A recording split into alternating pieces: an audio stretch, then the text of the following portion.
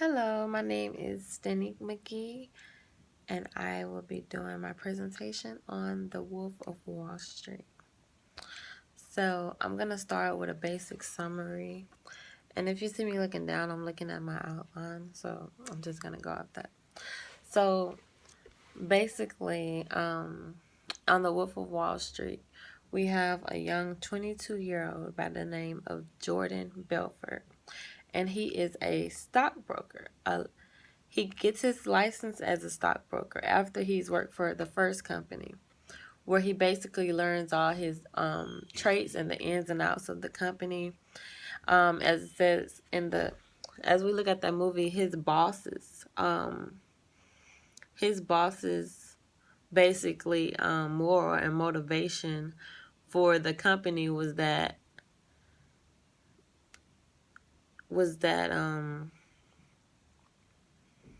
yeah, basically forget the clients that the the um the stock market was able to crash at any time. Basically, no one knows how the stock market is going to go. So the the purpose of stock marketing and the stockbrokers, it was not for the benefit of the clients, but it was for the benefits of themselves. So you sell the clients these hopes and dreams that you invest in a company or some type of like for instance, they were saying Steve Madden would be the next big thing. So they call around and get all these people to invest their money in Steve Madden, sell them all these dreams and forget this, forget that, and this could be the next big thing. So that's basically where Jordan Belfort got his point of view. That's how he started running his company after he left the first company. So when he left the first company, he realized that he could be making way more money than he was making the first time because, of course, he was working under someone else. So Jordan decides to raise a company under his own name called Stratton Oakma.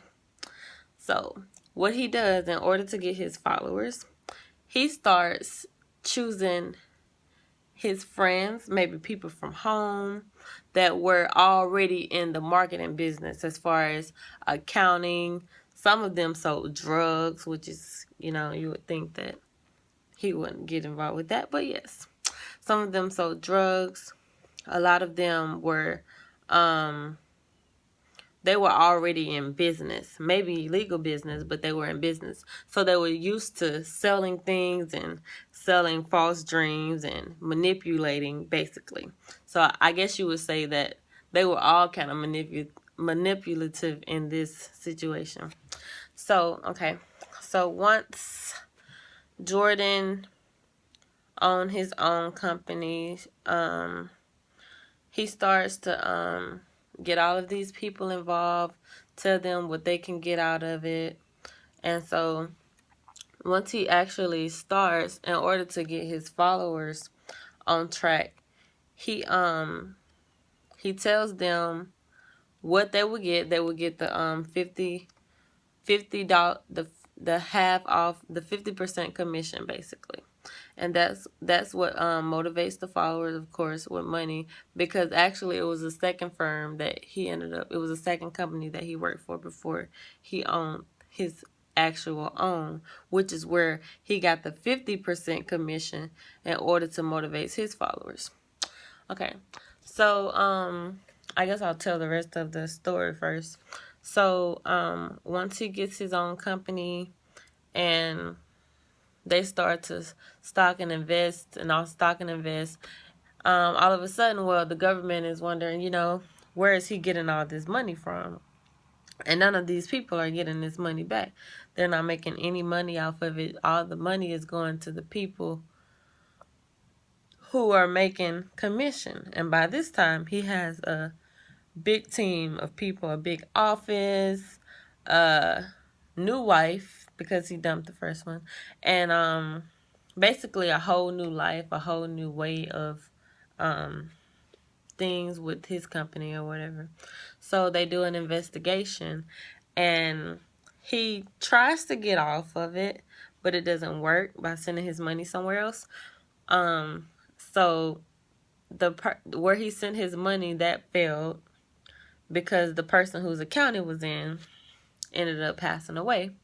So the government finds everything, and he tries, because Jordan, he had such a connection with his followers, he actually tries to save them by telling them and letting them know what's going on so that they can hide everything for him and hide everything for themselves so that they won't get caught up in it. But eventually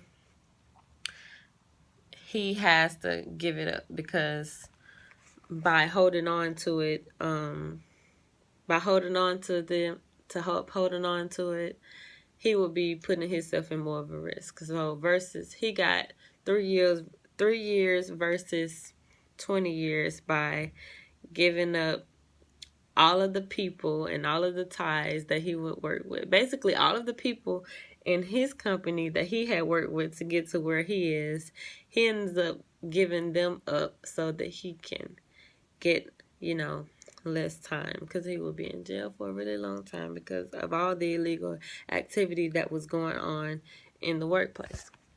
So, okay. So the point is, so I'm going to talk about how this movie relates to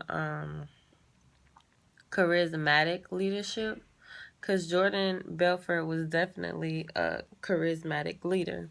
He was a creative leader. He always, he always encouraged and motivated his followers, political, social, and he was a business leader in his company. What was so special about Jordan Belfort versus all the other leaders and bosses of the other company? He always seemed to get the crowd hype. He always knew how to get them working and going. He was set apart from the other leaders because of his constant support. He always made things personal. If something was going on personal in one of his employees' life, or somebody that he was trying to get onto the team, he would always tell them how they could change their situation by simply doing this or doing that. And then, since Jordan Belfort always seems to have so much illegally, but he always seems to have so much success because of the commission that they were making by selling these people all of these false dreams and hopes. He was able to gain their dependence, I would say.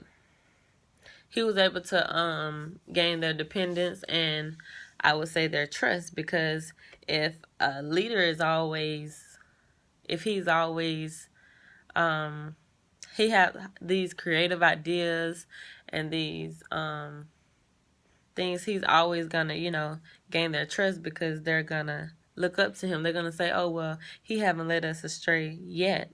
So that's basically what was going on with his whole company, his whole entire company. They basically partied together. They did everything together. They bought everything together. It was a company ran, but more like a friendship, which basically takes me to my second point. He targets the followers' hopes and their success and their fears, which is basically what I was saying by he made a personal connection.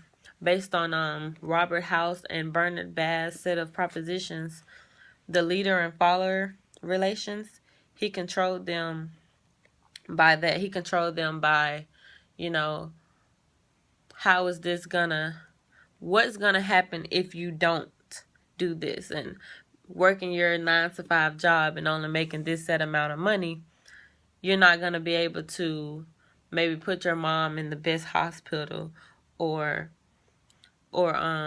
buy your daughter that brand new car, or send her off to college, because you're living over here in this set box, instead of, stepping out of the box and actually trying something new, which was following him. And it said one of the traits of charismatic leaders is their vision, is that it's unique and it's attainable. What he didn't do to his followers that they did do to their clients. He sold them visions, but he didn't make false promises to the followers. He always let them know that it can be a chance or of good or bad, but he constantly reminded them of how it has been going and how they can keep it that way by doing the things that they were doing, which means all the money was coming to them anyway. He had a definitely he had a gift of an impression manager. He always framed things the right way. He scripted it. He thought of what he was going to say before he said it to get the followers and the crowd motivated to perform in the way that he wanted them to perform. He was more of I'm sure he was open to take ideas, but most of the ideas came from him. And because that they were so lynched onto him and they followed him and supported him and trusted him so much, he could basically get them to do anything that he wanted them to do, whether it was good or bad. And it said he was an influence agent. He definitely was an influence agent because he knew how to influence them in a way that they wouldn't, they wouldn't look no other way. He was very persuasive with his words, not only with his followers, but his clients.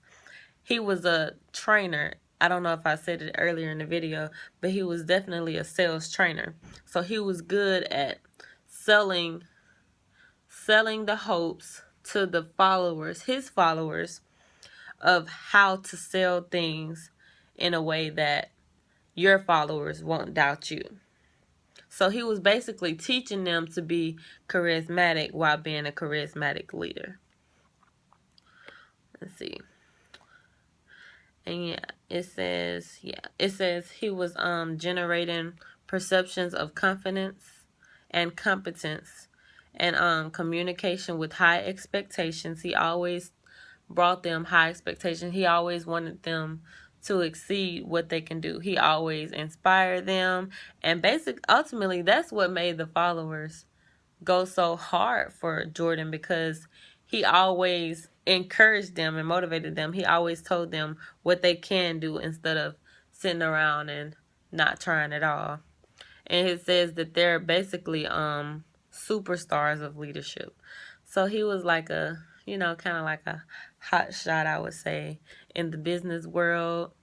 Everybody trusted him, and even when things started going bad, they still looked to him for advice. They listened to him when it came to trying to hide everything. Of course, some of them were trying to save themselves, but even the followers who knew he was in trouble, they were actually trying to help him because of the fact that they felt that he had helped them in so many ways, which he was by his training, but also it was illegal. So that's basically how Jordan Belfort was a charismatic leader. He definitely kept it going with his followers. He never looked down. They would never see him down and depressed. They always looked up to him. It was a party in the office every time every time the stock market went up. And when it went down, then he would give his speech and tell them what they need to be doing and how they need to be doing it, basically. So he was a very influential leader. And I would say that's one of the most important things that we can learn from this movie, how to be influential to your leaders. And also how to have a connection with them and how much that allows y'all to have a personal connection. Because when you have a personal connection, sometimes it's so much easier for your followers to listen, and actually follow you without, going astray or going to someone else. So that's basically my overview of how this movie was an example of charismatic leadership. Thank you.